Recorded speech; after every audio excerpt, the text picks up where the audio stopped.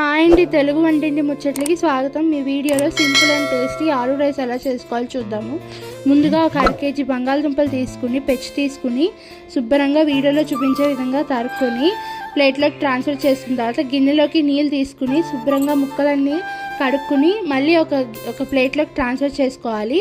అలాగే ఒక చిన్న క్యారెట్ తీసుకుని పెచ్చి తీసుకుని కడుక్కున్న తర్వాత చిన్న చిన్న ముక్కలుగా తరుక్కుని స్టవ్ వెలిగించి బాండీ పెట్టి కొంచెం నూనె వేసుకుని కొద్దిగా జీలకర్ర అది వేగేంత వరకు వేయించుకుని గుప్పెడు జీడిపప్పు అది కూడా గోల్డెన్ కలర్లో వచ్చేలాగా వేయించుకున్న తర్వాత 3 పచ్చిమిరపకాయలు చీలికలు చేసి వేసానండి.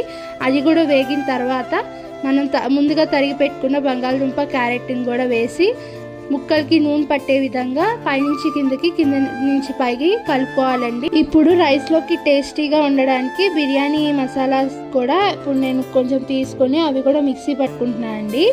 చూపించే విధంగా మిక్సీలో వేసుకుని మిక్సీ పట్టుకుంటున్నాను. ఇప్పుడు తర్వాత నేను MTR వాళ్ళది బిర్యానీ మసాలా కూడా యూజ్ చేస్తున్నాను అండి, టేస్ట్ బాగుంటుందని.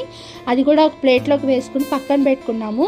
ఇప్పుడు నేను ఒక 2 డబ్బాలు బియ్యం ఉడికించుకుని అన్నము ఒక గిన్నెలోకి ట్రాన్స్ఫర్ చేసుకున్న తర్వాత నెయ్యి కొద్దిగా ఉప్పు టేస్ట్కి తగ్గట్టు ఉప్పు వేసుకున్నాము. మళ్ళీ పైనుంచి కిందకి కింద నుంచి పైకి కలుపుకున్న తర్వాత ఒక చిటికెడు పసుపు వేసి దాన్ని కూడా కలుపుకొని నూనె మధ్యలో కనుక్కొని బిర్యానీ మిశ్రమం ఇందాక రెడీ చేసుకుని మొత్తం వేసుకుని అదంతా కలిసే విధంగా కలుపుకున్న తర్వాత పైనుంచి కిందకి ఇప్పుడు అన్నంలోకి ట్రాన్స్ఫర్ చేసుకుని అది కూడా అన్నంలో కూడా అంతా పైకి నుంచి కిందకి కింద నుంచి పైకి కలుపుకుంటే మన simple and tasty aloo rice ready అండి. అందరూ ఇలాగే మా పేజ్ని సపోర్ట్ చేయండి, కొంచెం మాకు కూడా సపోర్టివ్గా ఉంటుంది.